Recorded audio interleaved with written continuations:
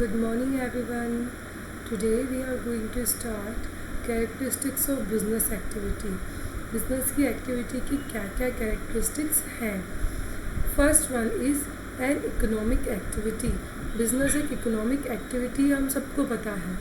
Business is considered to be an economic activity because it is undertaken with the objective of earning money.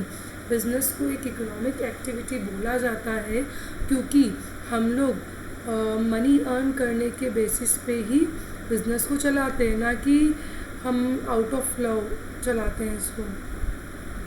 Sympathy और कोई emotions के under में नहीं चलाते. हम लोग प्रॉफिट अर्निंग के लिए और मनी अर्निंग के लिए ही बिज़नेस चलाते हैं. It may be mentioned here that this activity can be undertaken either on a small and individual level. ऐसा यहाँ पे मेंशन किया गया है कि ये जो एक्टिविटी है ये स्मॉल और इंडिविजुअल लेवल पे ली जाती है. Example purchase and sale by shopkeeper. जैसे शॉपकीपर परचेज और सेल करता है वो, और लार्ज स्केल पे जब होगी तो फॉर्मल या ऑर्गेनाइज लेवल पे होता है जब कोऑपरेटिव सोसाइटी या कोई भी कंपनी परचेज और सेल करती है. नेक्स्ट वन इज़ प्रोडक्शन और procurement of goods and services. Production मतलब आप सबको पता है प्रोड्यूस करना. प्रोक्योरमेंट का मतलब होता है परचेस करना. गुड्स और सर्विसेज को या तो आप प्रोड्यूस करोगे, खुद से बनाओगे, या फिर उसको परचेस करोगे. जब भी before goods are offered to people for consumption, जब भी गुड्स लोगों को ऑफ़र किया जाता है कंजम्पशन के पहले, तो या तो उस गुड को ख़रीदा जाता है या फिर उस गुड को एंटरप्राइजेज में प्रोड्यूस किया जाता है. हर एक बिज़नेस एंटरप्राइज जो होता है या तो वो मैन्युफैक्चरिंग करता है या फिर किसी भी मैन्युफैक्चरर से डील करके उस गुड्स को परचेस करता है और फिर उसको आगे कंज्यूमर को या फर्दर किसी प्रोड्यूसर को सेल करता है. गुड्स में भी कंसिस्ट ऑफ कंज्यूमेबल आइटम. जो किसी भी तरीके के गुड्स होते हैं, चाहे वो कंज्यूमेबल आइटम हो जैसे कि डेली यूज़ के शक्कर हो गया, घी हो गया, पेन हो गया, कॉपी हो गया, या फिर कैपिटल गुड्स जिससे हम फर्दर प्रोडक्शन करते हैं जैसे कि मशीन, फर्नीचर एक्सेट्रा. सर्विसेज में कुछ फैसिलिटी इंक्लूड्स होती है जो कस्टमर को हम ऑफ़र देते हैं, बिजनेस फर्म को ऑफ़र देते हैं, ऑर्गेनाइजेशन को ऑफ़र देते हैं, जैसे कि ट्रांसपोर्टेशन के फॉर्म में, बैंकिंग के फॉर्म में और इलेक्ट्रिसिटी के फॉर्म में. नेक्स्ट इज़ सेल और exchange of goods and services. Directly और इनडायरेक्टली जो बिज़नेस है वो गुड्स और सर्विसेज को ट्रांसफ़र या एक्सचेंज करने में इन्वॉल्व है. अगर गुड्स हम लोग प्रोड्यूस कर रहे हैं लेकिन हमारा पर्पस सेल करना नहीं है, पर्सनल कंजम्पशन है, तो हम उसको बिजनेस एक्टिविटी नहीं बोलेंगे. जैसे cooking food at home for family. घर में हम लोगों के लिए खाना बना रहे हैं, हमारे फैमिली मेम्बर्स के लिए, तो बिज़नेस नहीं है. लेकिन अगर वही फूड हम लोग बेचने के लिए बनाएंगे रेस्टोरेंट में तो वो क्या हो जाएगा, business.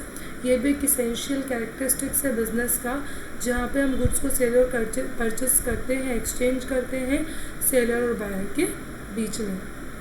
Now fourth one is dealing in goods and services on a regular basis.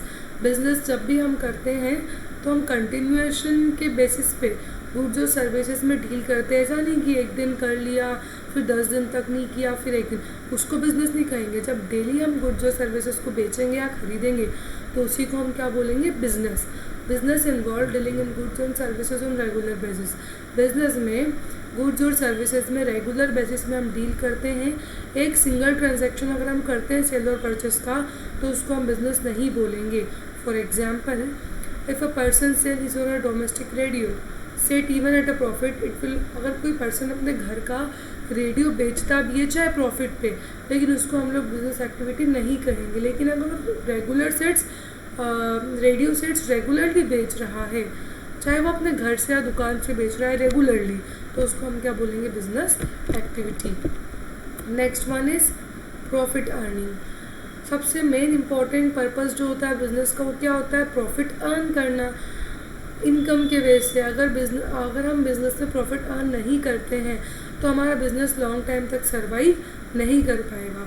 इसीलिए बिजनेसमैन के लिए पॉसिबल किया है कि अपने प्रॉफिट्स को मैक्सिमाइज़ कर सकें, इनके सेल्स को बढ़ाएं और वॉल्यूम ऑफ सेल्स को इंक्रीज़ करें, कॉस्ट को रिड्यूस करें, जिससे कि ज़्यादा से ज़्यादा प्रॉफिट होगा. Next one is uncertainty of return. अच्छा, बिजनेस में रिटर्न की अनसर्टेनिटी बहुत ज़्यादा होती है. Uncertainty of return refer to lack of knowledge relating to the amount of money that the business is going to earn in a given period. Return of uncertainty का मतलब होता है नॉलेज की कमी होना कि कितना अमाउंट से रिलेटेड, मनी से रिलेटेड, कि बिजनेस कितना अर्न करेगा एक दिए हुए पीरियड में. हर एक बिजनेसमैन जो है वो मनी इन्वेस्ट करता है किस पर्पज़ से कि उसको प्रॉफिट मिलेगा, लेकिन ये सर्टेन नहीं होता है. अमाउंट का जो प्रॉफिट है वो हमेशा कितना अर्न होगा ये सर्टेन नहीं होता है. Also there is always a possibility of losses being इनकर, और वहाँ पे लॉसेस की पॉसिबिलिटी ज़्यादा होती है. अगर हम अच्छे से एफर्ट्स करेंगे तो ही बिजनेस में हम सर्वाइव कर पाएंगे. Next one is element of risk. Risk is uncertainty associated with an exposure to loss.